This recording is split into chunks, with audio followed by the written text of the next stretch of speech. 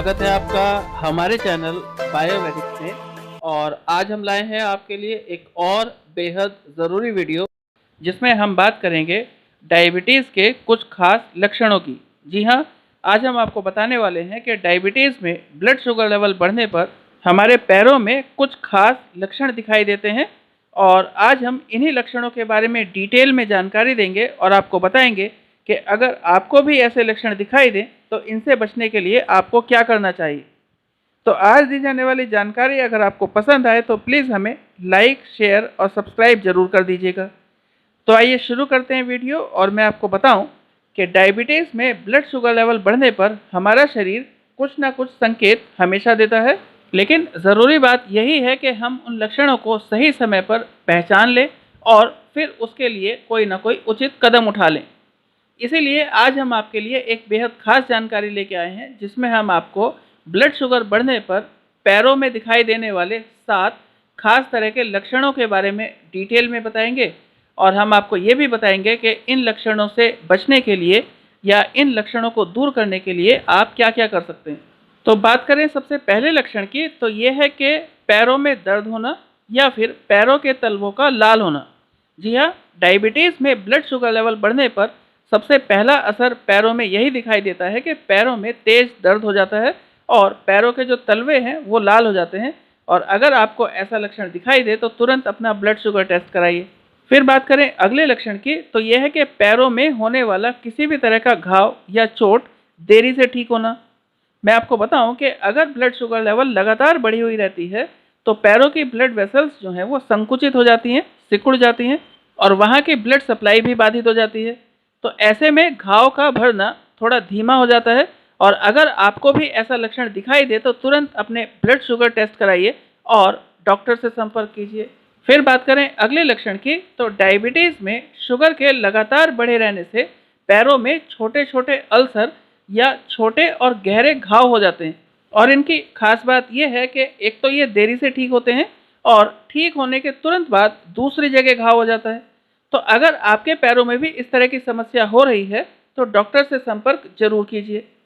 फिर बात करें अगले लक्षण की कि कभी कभी लंबे समय तक अगर ब्लड शुगर लेवल बढ़ा रहता है तो पैरों में अन्य लक्षण आने की बजाय पैरों के आकार में, यानी जो पैरों के पंजे हैं उसके आकार में बदलाव आना शुरू हो जाता है और पैरों की शेप जो है वो बदल जाती है। तो अगर आपके पैरों में भी किसी तरह का आकार में बदलाव महसूस हो तो तुरंत अपना ब्लड शुगर टेस्ट कराइए और डॉक्टर से संपर्क कीजिए। फिर बात करें अगले लक्षण की कि कई बार लगातार हाई ब्लड शुगर रहने के कारण पैरों की त्वचा रूखी हो जाती है, ड्राई हो जाती है और उसकी वजह से स्किन में क्रैक आने शुरू हो जाते हैं। और ये क्रैक इस तरह के होते हैं कि इनमें से लगातार पानी या फिर ब्लड जो है वो निकलता रहता है। तो अगर आपको भी ऐसा कुछ महसूस हो रहा है तो तुरंत डॉक्टर से संपर्क कीजिए। फिर एक बात और समझिए कि डायबिटीज़ में पैरों का बार बार सुन्न होना भी हाई ब्लड शुगर का एक लक्षण माना जाता है। यानी अगर आपके पैरों में कोई और लक्षण नहीं आ रहे हैं, जैसे कोई दर्द नहीं है, सूजन नहीं है या कोई घाव नहीं हो रहा है, लेकिन पैर बार बार सुन्न हो रहे हैं, तो इस लक्षण के बारे में भी ध्यान दीजिए और तुरंत डॉक्टर से संपर्क कीजिए और टेस्ट कराइए कि कहीं आपका ब्लड शुगर लेवल तो नहीं बढ़ रहा है। फिर बात करें अगले लक्षण की, तो यह है पैरों में सूजन होना। जी हाँ, शुगर बढ़ने का एक बड़ा लक्षण माना जाता है पैरों में सूजन आना। आप समझिए कि अगर आपको डायबिटीज़ है और सुबह या रात को सोने से ठीक पहले आपके पैरों में सूजन आती है तो ये चिंता की बात है। इसमें आपको डॉक्टर से संपर्क करना चाहिए और प्रॉपर ट्रीटमेंट लेना चाहिए। फिर बात कर लेते हैं कि डायबिटीज़ में अगर आपको आपके पैरों में इस तरह के लक्षण दिखाई दे रहे हैं तो आप अपने पैरों का ध्यान कैसे रखें, यानी इन लक्षणों से कैसे बचें। तो इसके लिए आपको कुछ खास काम करने हैं, जैसे कि रोज़ाना रात को सोने से पहले 20 मिनट तक पैरों को गुनगुने पानी में रखिए। फिर दूसरी बात यह है कि पैरों में किसी भी तरह के इन्फेक्शन को ना होने दें और अगर इन्फेक्शन हो गया है तो उसका जल्दी से जल्दी ट्रीटमेंट लें, घर पर इलाज ना करें।